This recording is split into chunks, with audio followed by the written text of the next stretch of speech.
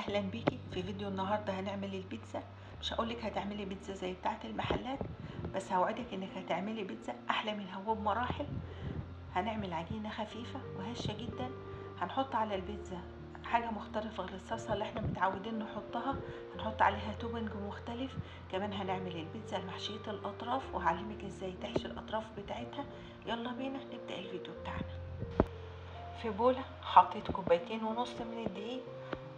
انا مستخدمه دقيق جميع الاغراض. حطيت عليهم 2 معلقة كبار من الحليب البودر، 2 معلقة من الزيت، معلقه كبيره من الخميره الفوريه، 2 معلقة من السكر، نص معلقه صغيره من الملح، وحطيت 2 معلقة كبار من الزبادي. عجنت العجينه زي ما انت شايفه كده. لو العجينه بتاعتك احتاجت 2 معلقة كبار من الدقيق، زودي دقيق لحد ما تتلم معانا العجينه. حطيت العجينه في مكان دافي لحد ما تخمر، وده كان شكلها بعد ما خمر. بعد كده جبت صينية بتاعتنا هدهنها بسمنة او بزبدة.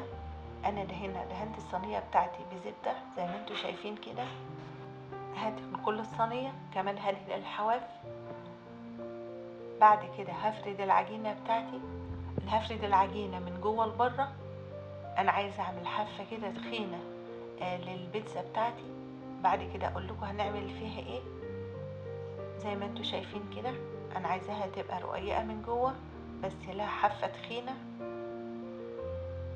بعد كده هفرد الحافة على ارتفاع الصينية بالشكل اللي انتوا شايفينه ده. يعني كل الطرف التخين اللي انا كنت سايباه هفرده بالشكل ده على حافة الصينية بتاعتنا.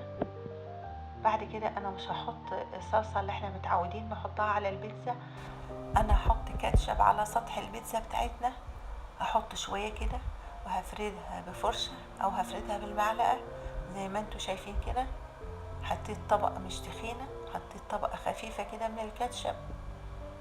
بعد كده جهزت نوعين من الجبنة، او تقدري تستخدمي اي نوع جبن تحبيه. انا هنا حطيت جبنة موتزاريلا على جبنة رومي قديمة. حطهم على حافة البيتزا زي ما انتوا شايفين كده. انا كده حطيت الجبن بتاعتي على كل الاطراف. الخطوة اللي بعد كده همسك كده طرف العجين بتاعنا وهلفه كده فوق الجبنة واغطيها، بحيث ان انا اغطي كل طرف الجبن بتاعنا كله بالعجينة اللي على حافة الصينية دي. شايفين انا بمسك طرف العجين اقوم مغطية بيه كده الجبن واحاول الزقها كده كويس عشان الجبنة بتاعتي ما تطلعش بره وتفضل كده في الاطراف. بمسك طرف العجين الفه على الجبنة والزقها كده وابتدي اثبته لحد ما اخلص كل الطرف زي ما انتوا شايفين كده. شايفين كده بثبت عليها تاني بايدي. انا كده خلصت حشو الاطراف بتاعتي بالجبن زي ما انتوا شايفين كده. بعد كده بجهز فلفل الوان. انا مستخدمه فلفل احمر، قطعته كده طرنشات رفيعه، فردته كويس على سطح البيتزا.